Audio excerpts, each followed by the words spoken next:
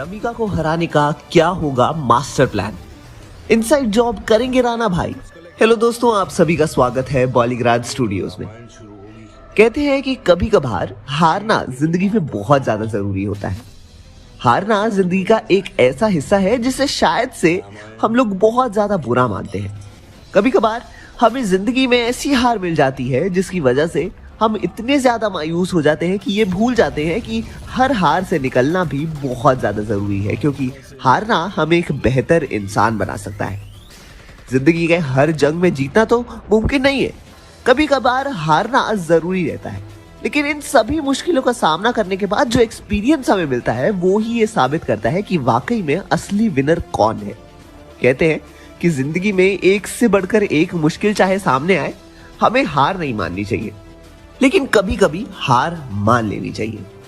शाहरुख खान जो कि बॉलीवुड के बादशाह हैं, उन्होंने भी अपनी फिल्म में ये डायलॉग तो बोला ही था कि हार के जीतने वाले को बाजीगर कहते हैं। और लगता है कि बॉलीवुड से थोड़ा नीचे चलकर साउथ से एक ऐसा बाजीगर फिर से बड़े पर्दे पर आने वाला है। ये बाजीगर एक बार हार का सामना कर चुका है, लेकिन इस बार वो जीत के ही मानेगा। हम बात कर रहे हैं एक ऐसे गैंगस्टर की जिसका खौफ हर जगह फैला हुआ है, जिसके सामने कोई टिक नहीं सकता। लेकिन कुछ समय पहले उसको एक ऐसी हार का सामना करना पड़ गया जिसकी वजह से उसकी ऑडियंस और उसके सभी फैंस का दिल टूट गया। हम बात कर रहे हैं केजीएफ फ्रेंचाइजी के गैंगस्टर रॉकी भाई की। केजीएफ 1 और केजीएफ चैप्टर 2 के बाद अब लगता है कि रॉकी भाई एक बार फिर से बड़े पर्दे पर आने के लिए तैयार है, लेकिन इस बार अपनी पूरी हार को जीत में बदलने के लिए उनके पास होने वाला है एक बहुत ही ज्यादा दिलचस्प प्लान। अब क्या होने वाला है ये प्लान? केजीएफ चैप्टर 2 के एंड में हमने ये तो देख लिया था कि रॉकी भाई अपनी रमिका सेन के साथ जंग में हार चुके हैं और उनकी लाश को तैरते हुए देखा गया था। जहां देश भर की ऑडियंस के लिए इससे ज्यादा इमोशनल सीन कोई नहीं था, वहीं रॉकी भाई हार मानकर अपनी जिंदगी गंवा दे, ये हो ही नहीं सकता। और यही बात को साबित करने के लिए प्रशांत नील केजीएफ चैप्टर 3 के साथ करने वाले हैं वापसी। इस बार कहानी होने वाली है रमिका और रॉकी भाई की अल्टीमेट लड़ाई की। तो दरअसल हुआ ये कि रॉकी भाई को इस बात का एहसास था कि अगर वो अब रमिका सेन के सामने जाकर लड़ते हैं तो वो हारेंगे ही, इसलिए उन्होंने हारना कबूल कर लिया।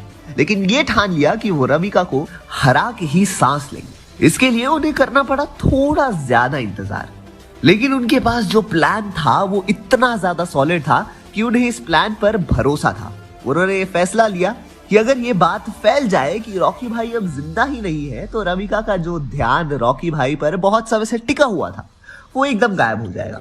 और उन्होंने बिल्कुल ऐसा ही किया। उन्होंने अपने भरोसेमंद लोगों से कहकर एक ऐसी लाश का इंतजाम किया और उसको रॉकी भाई के जैसे कपड़े पहनाकर, रॉकी भाई की जैसी शक्ल सूरत बनाकर पानी में फेंक दिया।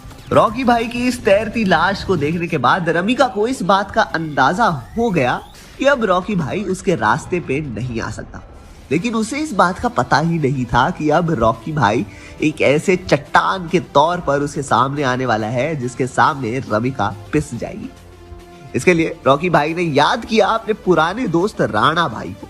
अभी तक हमने राणा भाई का कई जिक्र नहीं सुना है, लेकिन दरअसल बहुत ही ज्यादा समय पहले रॉकी भाई को किसी के साथ की जरूरत पड़ी थी। तो उनके साथ एक ऐसा यार था जो कि उनकी हर मुश्किल में साथ देता था, और ये दोस्त है राणा भाई। राणा भाई जाकर हैदराबाद की तरफ सेटल हो गए और उन्होंने वहां जाकर अपना नाम बनाया। उनका खौफ इतना ज्यादा था जैसे रॉकी भाई का था। अब देखने वाली बात यह है कि जब राणा को यह पता चला कि रॉकी भाई की जिंदगी में इतनी ज्यादा मुसीबतें आ चुकी हैं और रमिका सेन ने उनके साथ क्या क्या किया रॉकी भाई के खिलाफ, तो उसके अंदर आ गया बहुत ज्यादा गुस्सा। उसने ये सोच लिया कि वो रमिका को खुला चैलेंज देगा। लेकिन रॉकी भाई ने उसे समझाया कि वो रमिका को तभी हरा सकता है जब वो उसे अंदर से तोड़े, और इसके लिए उसके पास है एक बहुत ही बेहतरीन प्लान।